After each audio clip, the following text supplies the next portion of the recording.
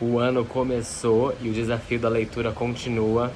Mais uma vez, eu coloquei a meta pessoal aí pra mim de ler pelo menos 24 livros nesse ano de 2020. Mais ou menos uma média de 2 por mês.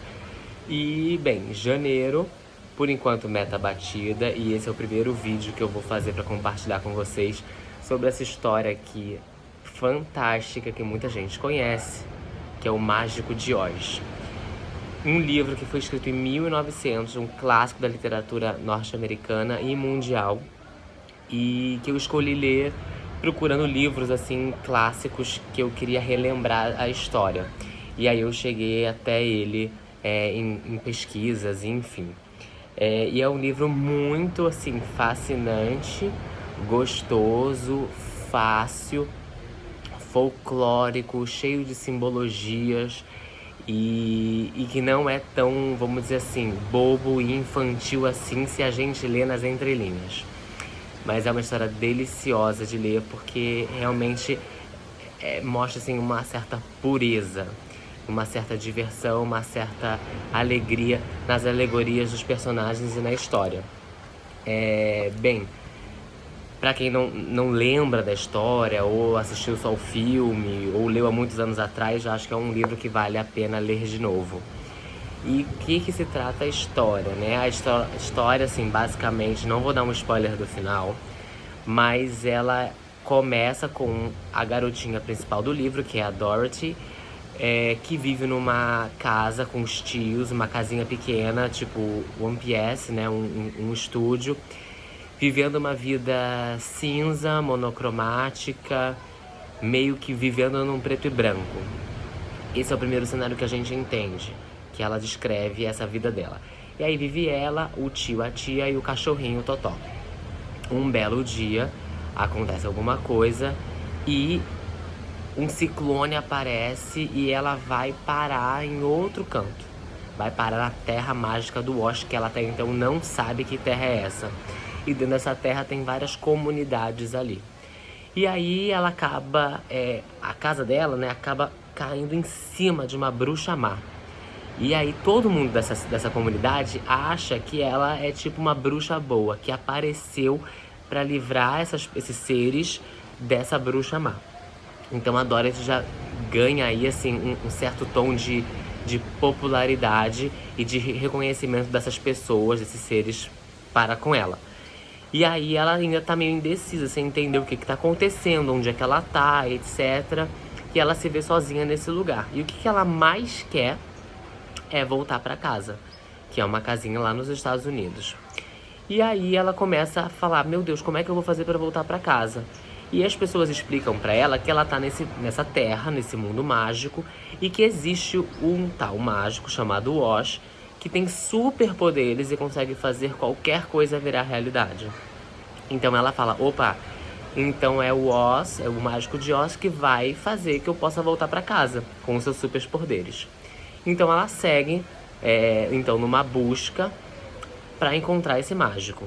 Neste caminho, ela encontra outros personagens que vão formando a história, que são os protagonistas dessa história.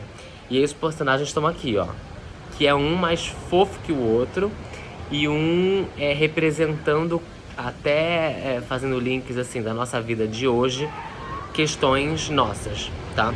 Então, o primeiro que ela encontra é um espantalho que tá lá numa plantação cheio de palha. E o que ele mais quer na vida dele é ter um cérebro, porque ele não tem cérebro, ele é feito de palha. Então ele encontra a Dorothy, ela fala pra ele dessa questão do mágico, e ele fala, opa, posso seguir contigo? Porque eu quero muito um cérebro. E eu acho que o mágico pode me dar o cérebro então, já que ele vai fazer você voltar pra casa. E os dois seguem andando. Passa alguns episódios, algumas cenas, eles encontram um outro personagem que também é muito fofo, que é o Lenhador de Lata, que é um homem feito todo de lata. Aconteceu várias coisas na vida dele e ele ficou um homem de lata. E eles descobrem, eles também contam a história pra ele, descobrem que o homem de lata quer muito, mas quer muito um coração, porque ele não tem coração. Então, o Homem de Lata segue junto com a Dorothy, com o Totó e com o Espantalho no caminho à procura do Mágico de Oz. passa mais um pouquinho, eles encontram um leão, que é esse bichinho aqui. Coisa mais fofa. O rei da selva, um bicho grande, lindo, forte, mas que simplesmente não tem coragem. E conta uma história pra ele, e ele fala: nossa, eu quero muito ter coragem. Posso seguir com vocês pra falar com esse mágico, pra esse mágico me dar coragem? E assim eles seguem. Eles vão seguindo esses caminhos, passando por vários obstáculos, por vários desafios. E nesse caminho eles vão criando uma amizade muito sincera, muito pura, de ajuda, de complemento, de atenção e de carinho com os outros. E ao mesmo tempo, nós como leitores e eles também vão percebendo que aquilo que eles querem tanto, no fundo eles têm um pouquinho, entendeu? Então assim, por exemplo, o Homem de Lata, ele não tem um coração, mas ele é super racional, só que as coisas racionais emocionam ele, aí ele chora. Aí ele não pode chorar porque o choro enferruja a lata. O espantalho não tem cérebro, mas é um super estrategista. Ele consegue pensar nas coisas de uma forma muito simples, mas que fazem todo sentido. E às vezes as outras personagens não conseguem. Enfim, eles vão se descobrindo. Chegam, vão passando por vários caminhos. Tem uma parte muito legal que eles chegam numa cidade das Esmeraldas, que é lá onde ficava o Mágico de Oz. Até eu acho que é por isso que a capa desse livro é tipo um verde esmeralda. E chegam então pra encontrar esse mágico que não encontrava ninguém, não queria receber ninguém. As pessoas nem sabiam quem era ele na prática, né, na realidade. E aí eles vão encontrar. O mágico dá um desafio pra eles, que eles ficam ainda meio que sem saber como eles iam fazer isso. E promete então que os desejos seriam atendidos. Eles cumprem os desafios, acontecem aí várias coisas nesse encontro com o mágico, que eu não vou falar, que é tipo super o spoiler do livro. E aí a história vai, assim, meio que indo pro fim.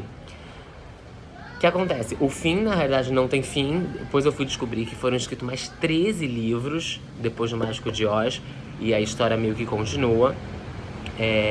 Mas aqui a gente faz essa viagem com eles e vai percebendo todas essas relações que eles criam, essa necessidade de uma busca por algo, que são coisas que a gente também busca, né?